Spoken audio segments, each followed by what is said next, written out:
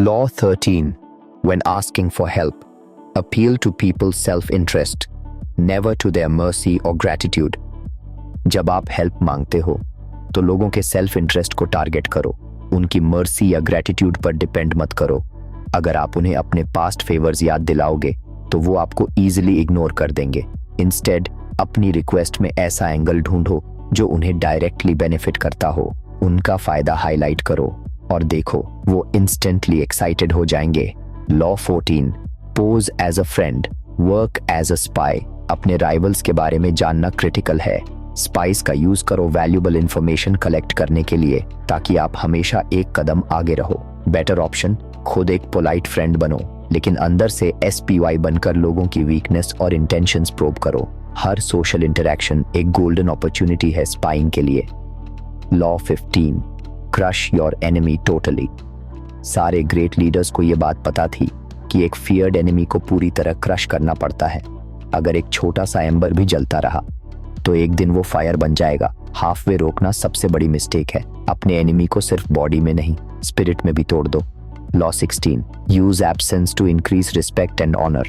अगर आप बहुत ज्यादा सर्कुलेट करते हो तो आपकी वैल्यू कम हो जाती है। Familiarity breeds contempt.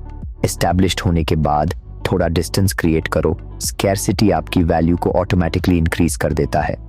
Law 17. Keep others in suspense, cultivate an air of unpredictability.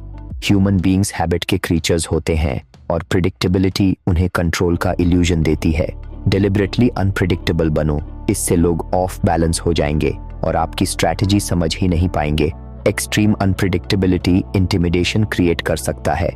Law 18. Do not build fortresses to protect yourself, isolation is dangerous.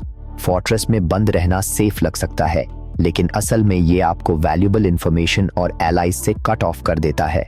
Isolation आपको एक इजी टारगेट बना देती है। बेटर है कि आप लोगों के बीच सर्कुलेट करो और क्राउड के बीच प्रोटेक्शन फाइंड करो।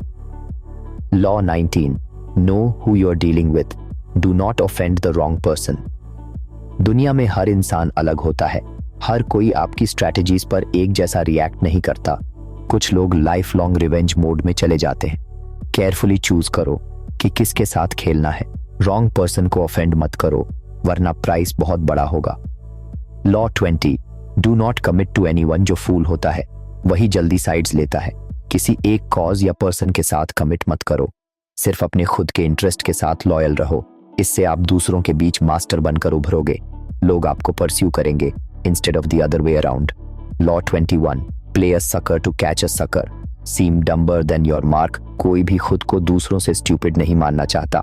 ट्रिक ये है कि अपने टारगेट को स्मार्टर फील कराओ, उन्हें लगे कि वो आपसे ज्यादा इंटेलिजेंट हैं। एक बार वो इस इल्यूजन में आ गए तो वो कभी भी आपकी हिडन मोटिव सस्पेक्ट नहीं करेंगे। Law 22. Use the surrender tactic, transform weakness into power. अगर आप वीक हो तो ऑनर के लिए फाइट मत करो, सरेंडर करो ताकि आप रिकवर कर सको। सरेंडर से कॉन्करर इरिटेटेड होगा और आप टाइम गेन करोगे। राइट टाइमिंग पर काउंटर अटैक करने के लिए सरेंडर को पावर की स्ट्रैटेजी बना लो। लॉ 23.